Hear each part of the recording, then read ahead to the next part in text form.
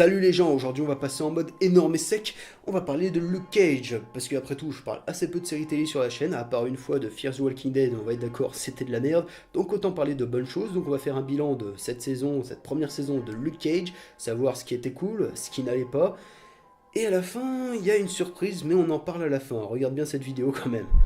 Allez, Marcel, générique.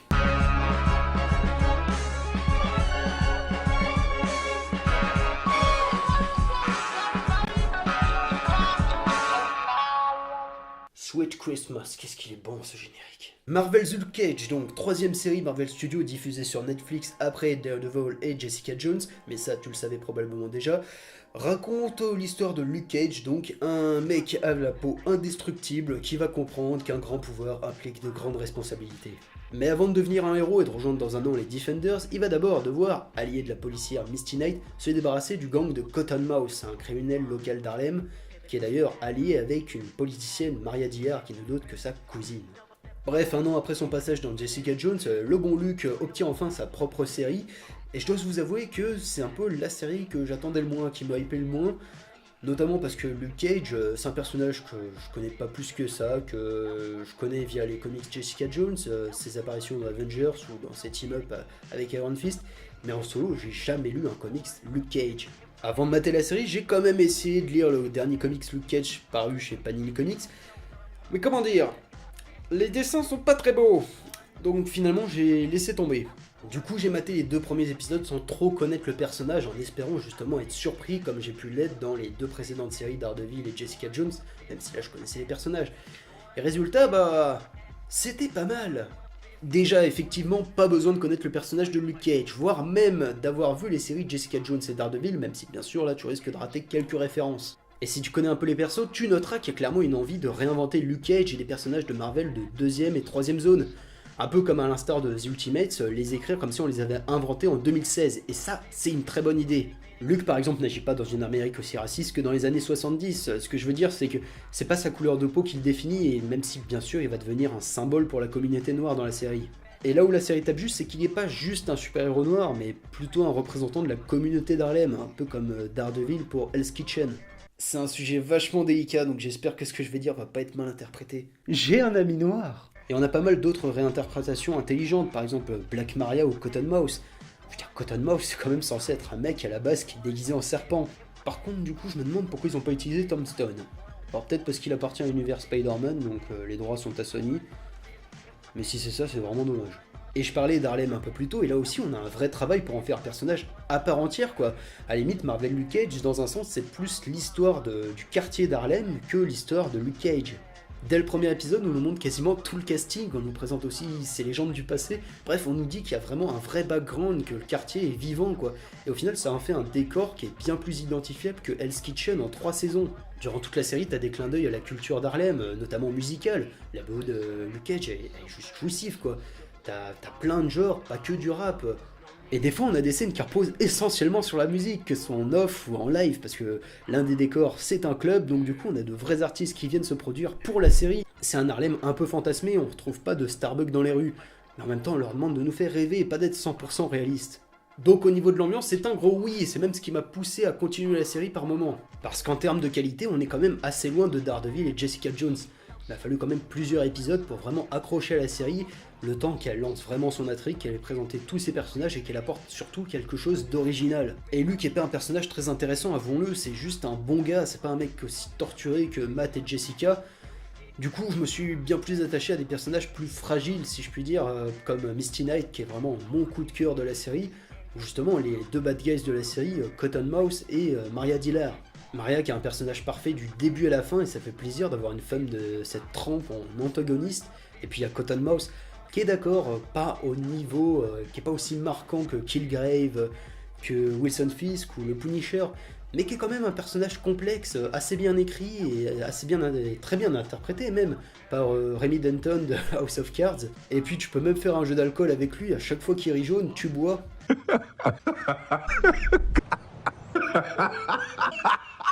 Bref, la série a pris 3-4 épisodes pour vraiment me conquérir.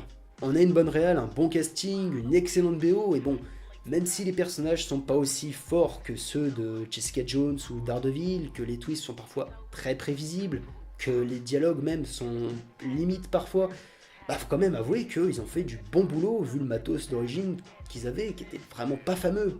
On ressent cette volonté de faire quelque chose de différent de Gigi ou Didi, mais toujours aussi soigné, mais quelque chose de plus lumineux, de plus politique, qui aborde de vrais sujets de société. Et qui dit Harlem sous-entend pauvreté, chômage et bien sûr culture black. Ça il te l'aborde, mais sans te le rappeler toutes les 5 minutes. Et avec l'actu du moment, bien sûr, on parle des violences policières, et c'est plutôt ironique quand t'as ton personnage principal qui est un héros black qui résiste aux balles. Cependant, le message de la série se résume pas à fuck the police, les policiers sont racistes. Non, non, c'est plus nuancé et c'est très intelligent de leur part. On a des policiers par exemple qui sont noirs, beaucoup de policiers qui sont noirs dans la série, et on a des personnes comme Maria Dillard, donc la politicienne, qui eux veulent conserver une Harlem Black. Et c'est ce que j'apprécie, la série dénonce à la fois le racisme et le communautarisme. Luke se voit plus comme le gardien d'Harlem, pas juste un symbole noir, qui est certes un très beau symbole, et on va pas renier le fait que ça a été le premier super-héros black à avoir eu son propre comics, sa propre série comics. Mais en 2016, je pense pas que ce soit ça qui va faire avancer les choses. Traitons-le d'abord comme un super-héros, comme les autres, déjà parce qu'il le mérite, et puis, bon, je dois vous avouer que ça m'a un peu énervé de voir sur Twitter des mecs tweeter « Oh vas-y, ce soir je mate Netflix, je deviens black ». Putain, mais d'où tu sors ça, quoi?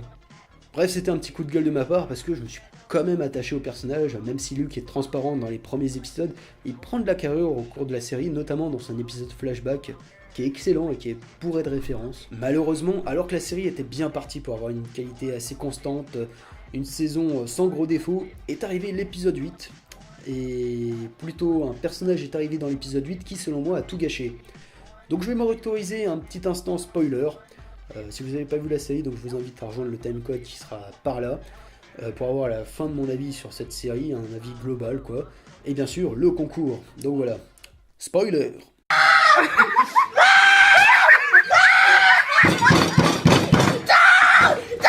Sérieux, c'était quoi cette merde? J'ai aucun problème avec la mort de Cottonmouth, c'était un truc logique vu qu'il provoquait lui-même sa chute, et qu'on avait bien vu dans son épisode flashback, donc juste avant qu'il meure, qu'au fond c'était pas vraiment un gangster, que tout ce qui... Cottonmouth au final c'était juste un personnage, et que c'était pas vraiment lui le vrai boss d'Harlem. Au fond, le vrai boss d'Harlem, bah c'était Maria, Black Maria, et même moi, avec ma culture assez pauvre de Luke Cage, je sais ce qu'elle représente. Avec Sheds à ses côtés, c'était normal que Maria devienne l'antagoniste de cette deuxième partie de saison, qu'elle prenne le relais de son cousin, parce qu'après tout, même dans la première partie, elle avait donné des idées à Cottonmouth pour éliminer Luke Cage, elle avait des idées assez brillantes, alors que Cottonmouth, lui, savait pas trop quoi faire à part tirer ou utiliser des bazookas. Et même avec ses amis politiciens, elle aurait pu faire beaucoup de mal à Luke Cage. Mais bon, apparemment, il fallait à tout prix un gros vilain, un mec qui puisse affronter Luke Cage en 1 contre 1. Et donc on a eu Diamondback. Diamondback, ça aurait dû rester un mec dans l'ombre, juste un nom, un gros mafieux, pas un ersatz de Joker qui, comme par hasard, est responsable de tous les malheurs de Luke, et, twist de merde, est son frère. Et j'ai aucune idée de si c'est le cas dans le comic, s'il fallait à tout prix adapter ça. Quoi qu'il en soit, ici, ça marche pas du tout, le personnage est nul, il est surjoué, il vient gâcher la série, pourquoi? Maria aurait très bien pu se fournir des balles Judas et les filer à Chase, on n'avait pas besoin de Diamondback au final, à part apporter des scènes gênantes et quelques références bibliques tellement maladroite à la BVS là. Bon, je lui accorderai qu'il a quand même quelques scènes classe, et bon, son costume pour le combat final fait très comics des années 60-70, il m'a bien fait marrer. Mais bon, il arrive pas à la cheville de Cottonmouth quoi.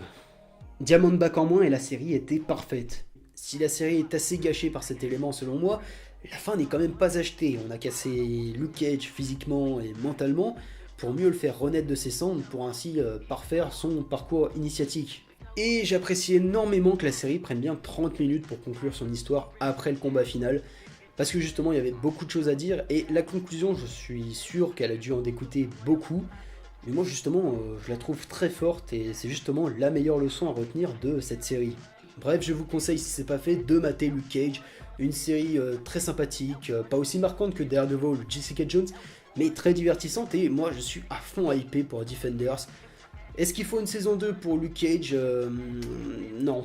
Je pense que Iron Fist et Luke Cage, justement, pour leur prochaine saison, doivent avoir une série commune, Heroes for Hire, pour justement développer leur relation, leur amitié. Après tout, on n'a pas besoin de les revoir en solo. Et maintenant, place au cadeau. Alors, je vous avoue que j'improvise parce que c'est mon premier concours, donc je sais pas du tout comment ça va se passer. Mais ça va bien se passer, j'espère. Le prix à gagner est donc une superbe coque iPhone 6 Luke Cage, Voilà, donc censé être indestructible, tu mets ton iPhone dedans, et s'il tombe, bah normalement avec cette coque, il résiste. Il y a des petits boutons pour accéder, pour pouvoir utiliser normalement le téléphone. Alors j'ai pas d'iPhone 6 et j'ai pas voulu tester sa solidité, donc je laisse le gagnant me dire dans les commentaires si ça marche réellement. Et par contre, je rembourse pas l'iPhone. Et donc, comment participer? Bah, c'est simple. Déjà, il faut être abonné à la chaîne. Si vous pouvez partager la vidéo, c'est un plus. Et vous mettez dans les commentaires Team Misty Knight, donc ce personnage de la série Netflix que j'aime beaucoup. Voilà. Et donc, pour le tirage au sort, bah, je pense pas faire une vidéo. Je pense tirer le gagnant après avoir fait la vidéo Accès Comics numéro 5. Donc, comme ça va me motiver à la monter. Et ça se passera probablement sur Twitter. Je pense pas faire une vidéo, donc pensez à follow mon compte. Donc voilà, je vous laisse. Si vous avez maté la série Luke Cage, vous pouvez donner votre avis dans les commentaires. Si vous n'êtes pas d'accord avec certains trucs que j'ai dit, bah, dites-le dans les commentaires, on en débatte. Et voilà, partagez la vidéo, participez au concours, bonne chance, et adios.